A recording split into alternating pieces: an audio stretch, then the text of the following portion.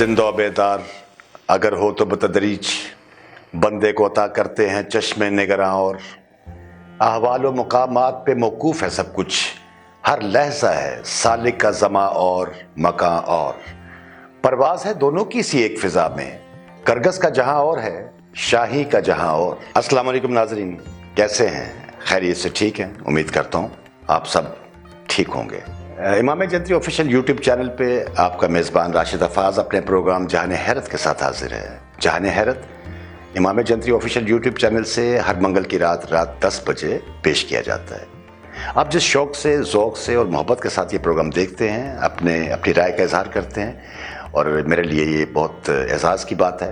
और आपके दिए गए मशवरे, आपकी बातें और सजेशंस, ये सारा कुछ मेरे लिए बहुत अहम है।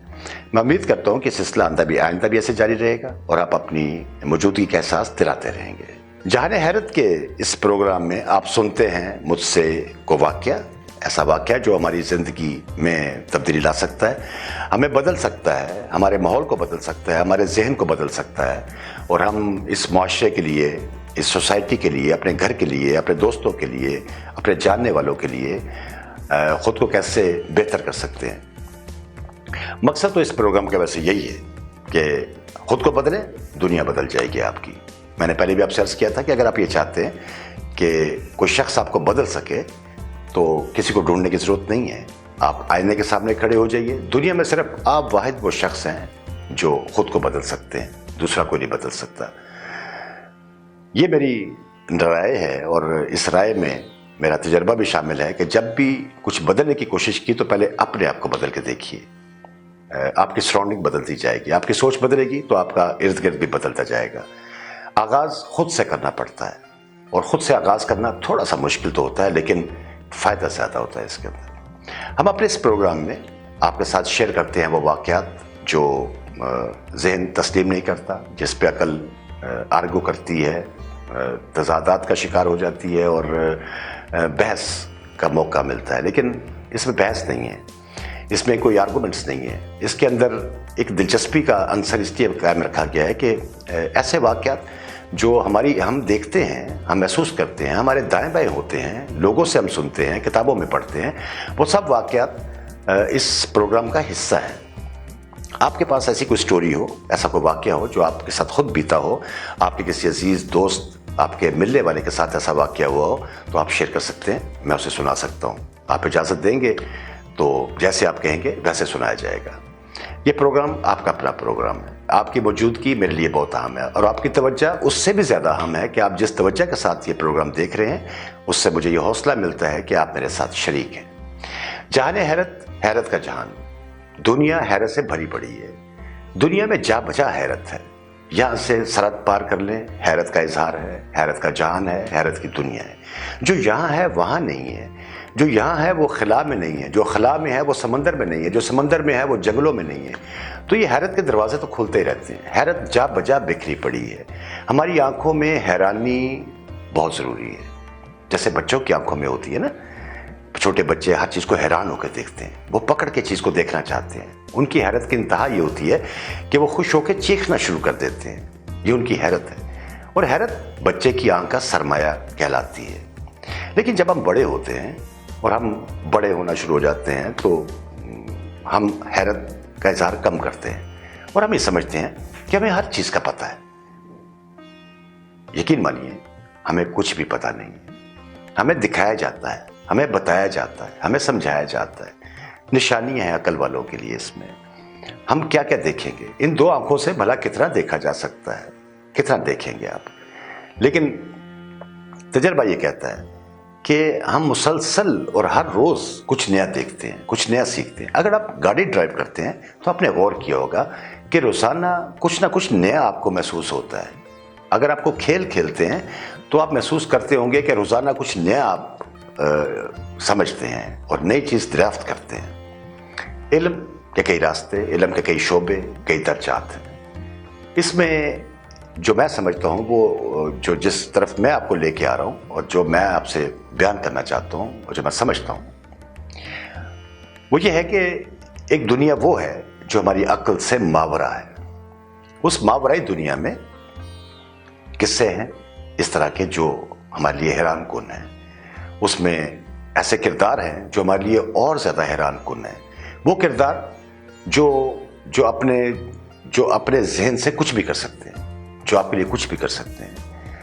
یہ دنیا کا ایک نظام جو ہمارے اوپر موجود ہے, اس دنیا کے اوپر, جس میں ہم دیکھتے ہیں کہ ایک سلطنت ہوتی ہے, ایک حکومت ہوتی ہے, اس میں بادشاہ ہوتا ہے, وزیر ہوتے ہیں, سرکاری اعمال ہوتے ہیں, اس کے بعد نیچے اس کے اہلکار ہوتے ہیں. بالکل اسی طرح ایک نظام وہ ہے جو ہماری آنکھوں سے اوجھل ہے. اس نظام کے اندر کتب ہیں, ابدال ہیں, کلندر ہیں, غوث ہیں, عارف ہیں, سالک ہیں, یہ سب لوگ شامل ہیں. اور یہ اس نظام کو چلا رہے ہیں جو ہماری عقل سے ماورا ہے, جو ہماری سمجھ میں نہیں آتا ہے. لیکن اس نظام کے پیرالل جو میں نے آپ سے عرض کی ہے کہ دنیا کا ایک نظام, اس کے پیرالل ایک نظام جو ہے وہ نظام ہے جسے ہم تکوین کی دنیا کہتے ہیں, جو ہماری آنکھوں سے نظر نہیں آتی. لیکن میں نے ابھی عرض کیا, اقبال کا شعر سنایا آپ کو, دل زندہ و بیدار اگر ہو تو بتدریج بندے کو عطا کرتے ہیں چشم نگراں. اور وہ بندہ ہی ہوتا ہے جس کو خالق و مالک وہ نگراں چشم عطا کر دیتا ہے, جو چیزوں کو جانچ لیتی ہے, ان کو بھانپ لیتی ہے اور ان کو دریافت کر لیتی ہے. کسی اہل نظر کا مل جانا, کسی صاحب حق کا مل جانا کسی کرامت سے کم تو نہیں ہے, کسی انعام سے کم تو نہیں ہے. ایسے لوگ دنیا میں موجود ہیں, ہمارے ارد گرد, ہمارے دائیں بائیں, ہمارے آس پاس, ہمارے بزرگوں کے روپ میں, ہمارے ماں باپ کے روپ میں, ہمارے کولیگز کے روپ میں, ہمارے ہم سفر کے روپ میں بے شمار لوگ ایسے ہیں. حضرت علی علیہ السلام کا ایک قول ہے کہ جس نے مجھے ایک لفظ بھی سکھایا اس نے مجھ پہ احسان کیا. سیکھنے کی جستجو ہمیں بہت کچھ سکھا دیتی ہے, اور علم ہمیشہ نفی سے شروع ہوتا ہے کہ مجھے نہیں معلوم. جب میں یہ کہتا ہوں کہ مجھے اس بات کا نہیں پتہ, تو میرے لیے علم کا دروازہ کھلتا ہے, اور جب دروازہ کھلتا ہے تو میں اس کے اندر داخل ہوتا ہوں اور میں خود کو ایک طالب علم محسوس کرتا ہوں. آپ نے بڑے بڑے علماء کرام کو, بڑے بڑے خطیب, بڑے بڑے دانشور لوگوں کو سنا ہوگا کہ ہم تو ابھی بھی طالب علم ہیں, اور حقیقت میں ایسا ہی ہے. انسان ساری زندگی طالب علمانہ زندگی گزارتا ہے. اس طلب علمی میں وہ بہت خاک چھانتا ہے, وہ در بدر جاتا ہے, کو بکو جاتا ہے, کوچا بے کوچا جاتا ہے, اس ملک سے اس ملک سفر کرتا ہے علم کے حصول کے لیے. علم کی کتنی فضیلت ہے یہ تو آپ مجھ سے بہتر جانتے ہوں گے. علم حاصل کرنا اور علم کو استعمال کرنا اور علم کا اپنے اوپر طاری کر لینا ایک وصف ہے. اور جن لوگوں کا ہم ذکر کتابوں میں پڑھتے ہیں, تاریخ میں ہمیں لوگ ملتے ہیں جنہوں نے ہم پہ احسان کیے ہیں اپنے علم کی بدولت, ان کو ہمارا خراج تحسین. پروگرام جہان حیرت میں میں کوشش کرتا ہوں کہ ہر دفعہ آپ کو ایک ایسی بات بتاؤں جو آپ محسوس کریں اور اس کو سمجھنے کی کوشش کریں. کہانیاں, قصے, داستان اور اس طرح کے جو کردار ہیں ہمارے ارد گرد بکھرے ہوئے, وہ سب ہمیں نظر تو آتے ہیں, لیکن کبھی کبھی دل نہیں مانتا. دل سوچتا ہے یہ کہیں دھوکہ نہ ہو, یہ کہیں فریب نظر نہ ہو, کہیں یہ سراب نہ ہو. لیکن واقعات آپ کی زندگی میں بھی بہت ہوں گے, میرے ساتھ بھی بہت کچھ ایسا ہوا کہ میں نے محسوس کیا کہ یہ کچھ ہٹ کے ہے, اس میں کچھ اور طرح کا عنصر شامل ہے. اس کے اندر وہ عنصر کیا ہے؟ وہ عنصر اس فطرت کی, اس قدرت کی, اس مالک و خالق کی وہ قدرت ہے جو ہمیں نظر آتی ہے, جس میں ہم بڑے بڑے حادثوں سے بچ جاتے ہیں, بڑی بڑی تکلیفوں سے بچ جاتے ہیں, بہت بڑی بڑی بیماریوں سے باہر نکل جاتے ہیں, بہت بڑے امتحانوں سے گزر جاتے ہیں. تو ایک غیبی مدد, ایک غیبی امداد ہر وقت کہیں نہ کہیں موجود ہوتی ہے. پکارنے کا سلیقہ, پکارنے کا طریقہ اور گڑ گڑانے کا طریقہ اور مالک کو متوجہ کرنے کا طریقہ جو ہے, یہ تو ایک سمجھنے والی بات ہے. میں آپ سے ایک بات شیئر کرنا چاہتا ہوں, وہ یہ ہے کہ آج سے تقریباً 20 سال پہلے کی بات ہے آلموسٹ. تو میرے جو بڑے بھائی جان ہیں وہ کوئٹہ میں رہتے تھے. آج کل وہ لاہور شفٹ ہو گئے, میں ادھر لاہور میں رہتے ہیں. تو انتہائی شفیق اور بڑے انتہائی مہربان, ہم سب بہن بھائیوں کے ساتھ, بالکل میرے والد کے بعد تو بالکل ہمارے والد کا درجہ رکھتے ہیں وہ, اور انتہائی دلچسپ شخصیت ہیں. زندگی بہت بھرپور گزاری اور بڑے اچھے طریقے سے صاف ستھری زندگی انہوں نے گزاری, اور ایک اچھے سرکاری محکمے سے ریٹائر ہونے کے بعد وہ اب گھر پہ ہی ہوتے ہیں. تو کبھی کبھی یہ واقعہ یاد آ جاتا ہے, تو آج موقع ہے کہ میں آپ کے ساتھ اس کو شیئر کر لیتا ہوں. کوئٹہ سے آئے تو مجھے کہنے لگے یار ایسے ہے کہ دادا ابو کے مزار پہ گئے ہوئے کافی عرصہ ہو گیا ہے. تو میں آپ کو یاد دلاتا چلوں کہ میرے دادا ابو کا جو مزار ہے وہ سیالکوٹ میں ایک گاؤں ہے, بالکل پاکستان انڈیا کے بارڈر کے اوپر, یوں سمجھیے بارڈر لائن کے اوپر وہ گاؤں ہے, اس کا نام چک کمرو ہے. تو وہاں پہ ان کا مزار موجود ہے. تو والد صاحب کے ساتھ تو چکر لگ جاتا تھا وہاں جانے کا, اور حاضری کا موقع بھی مل جاتا تھا, اور فاتح خانی بھی کر کے آتے تھے. تو بھائی صاحب نے مجھے کہا کہ وہاں جانا چاہیے, کافی عرصہ ہو گیا ہے, تو آج کل میں آیا ہوں تو چلو وہ آتے ہیں. میں کہا جی ٹھیک ہے. دوسرے دن میں اور میرے بڑے بھائی ہم گاڑی پہ اس طرف روانہ ہو گئے.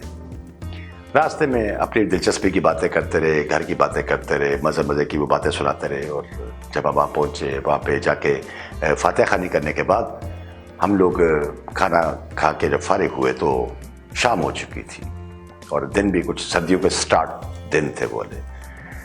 تو ہم لوگ جب نکلے وہاں سے تو ایسے تھا ہلکا ہلکا سا اندھیرا سا تھا. ہم لوگ جو اگر سیالکوٹ سے نارووال سے لاہور کا سفر کیا ہو, ظفروال سے لاہور کا سفر کیا ہو, تو آپ دیکھیں گے وہ سڑک بالکل سیدھی سڑک ہے, اور اتنی بڑی سڑک بھی نہیں ہے, والی نارمل سی سڑک ہے. تو اس کے اوپر میں گاڑی ڈرائیو کر رہا تھا, اور گاڑی اچھی خاصی سپیڈ میں جا رہی تھی. تو میرے آگے ایک گاڑی جا رہی تھی, مہران وہ گاڑی تھی, سرخ رنگ کی. تو وہ میں نے دیکھا وہ گاڑی ایسے جیسے ڈرفٹ کرتے ہیں سڑک کے اوپر, اس طرح جا رہی تھی. تو میں بڑا حیران ہوا. میں نے بھائی صاحب سے کہا, میں کہا دیکھیں یہ اتنی تیز رفتار ٹریفک میں یہ گاڑی یہ بچہ کس طرح چلا رہا ہے. تو میں نے دیکھا 9 عمر سا لڑکا تھا, سائڈ میرے سے نظر آئے گا, بالکل ایک ینگ سا لڑکا ہے. تو کہنے لگے دیکھو اس کو کوئی مسئلہ نہ ہو اس کو.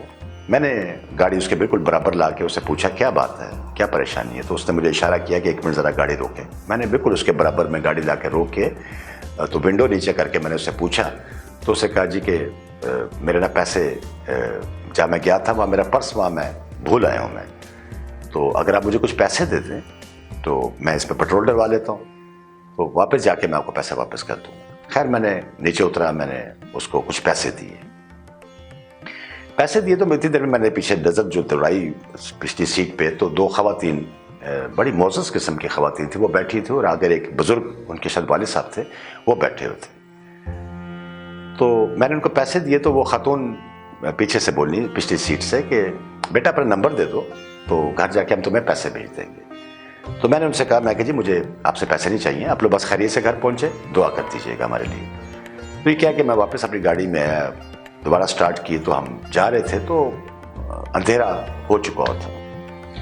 تو میں نے دیکھا کہ تقریباً کوئی 150-200 میٹر آگے سامنے سڑک کے اوپر کچھ بھینسیں سڑک کراس کر رہی ہیں, اور ایک بندہ ان بھینسوں کو ساتھ لے کے کراس کر رہا ہے. تو میں نے اس کو ڈپر دینے کے لیے, اگر آپ گاڑی ڈرائیو کرتے ہوں تو جو نوب ہوتی ہے آپ کے ہاتھ کے اوپر اسٹیئرنگ کے ساتھ, جب اس کو آپ پریس کرتے ہیں یا پش کرتے ہیں اپنی طرف, تو وہ اس میں ڈپر اس سے ہوتا ہے.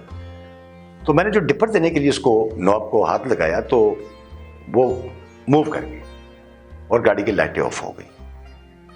گاڑی کی لائٹیں آف ہو گئیں, میرے سامنے بالکل بلینک ہو گیا, اندھیرا ہو گیا, مجھے سمجھ نہیں آئی کہ کیا ہوا ہے. میں کچھ گھبرا سا گیا, لیکن گاڑی اسی رفتار کے ساتھ آگے چلتی رہی. آلموسٹ اس وقت میں تقریباً 80 کی سپیڈ پہ گاڑی ڈرائیو کر رہا تھا, میں بہت تیز رفتاری سے آ رہا تھا. تو مجھے نہیں سمجھ آیا کہ وہ جو کافی زیادہ بھینسیں جو سڑک کے درمیان میں تھی, میری گاڑی اس کے درمیان سے گزر کیسے گئی. گاڑی کے گزرنے کی دیر تھی, مجھے یوں لگا جیسے میرا سانس بند ہو گیا ہے. میں نے اپنے بھائی کی طرف دیکھا تو وہ سیٹ کے ساتھ ٹیک لگا کے بالکل گم سم بیٹھے ہوئے تھے. مجھے بڑی دھیمی سی آواز میں انہوں نے کہا, آج میرا ایک بات پہ یقین بڑا پختہ ہو گیا. میں نے کہا جی وہ کیا؟ کہتے اگر بے غرض اور بے لوث ہو کے کسی کی مدد کی جائے تو اللہ تعالیٰ ایسے حادثے سے بچا لیتے ہیں. مجھے ابھی تک سمجھ نہیں آ رہی ہے تم نے کیا کیا ہے. میں نے کہا جی مجھے تو خود سمجھ نہیں آ رہی ہے ہوا کیا ہے. تو ہم دونوں بڑی دیر گم سم رہے, اور میں آج بھی اس واقعے کے اوپر کبھی غور کرتا ہوں, اس واقعے کے اوپر تو بہت حیران ہوتا ہوں کہ ان اتنی ساری بھینسوں کے درمیان سے میری گاڑی نکل کیسے گئی ہے. یہ میرا ذاتی واقعہ آپ سن رہے ہیں, ابھی بھی آپ کو سنا رہا ہوں تو میری آنکھوں کے سامنے وہ منظر دوبارہ چلنا شروع ہو گیا, جیسے ویژول ہوتا ہے کسی چیز کا, کہ بہت ساری بھینسیں سڑک کراس کرتی ہوں, آپ کی گاڑی اس کے درمیان سے نکل جائے بغیر کسی حادثے کے. تو یہ ایک ایسی مہربانی ہے خالق و مالک کی جو اپنے بندوں پہ وہ کرتا رہتا ہے. ہمیں اس کا مشکور رہنا چاہیے, شکر گزار ہونا چاہیے کہ اس جان کو سلامتی دی اس نے اور اس حادثے سے محفوظ رکھا. آپ کے ساتھ بھی زندگی میں ایسے بے شمار واقعات ہوئے ہوں گے, بے شمار ایسے حادثات سے آپ بچتے ہیں, بے شمار ایسے امتحانوں سے گزر جاتے ہیں. اپنا واقعہ سنانا چاہتے ہیں تو بتائیے, میں حاضر ہوں. اس طرح کی بے شمار واقعات آپ سنتے رہیں گے مستقبل میں بھی, اور انشاءاللہ ہر منگل کو رات 10 بجے آپ سے ملاقات بھی رہے گی. اپنا, اپنے جاننے والوں کا, اپنے عزیزوں کا, سب کا خیال رکھیے. اللہ ہم سب کا حامی و ناصر.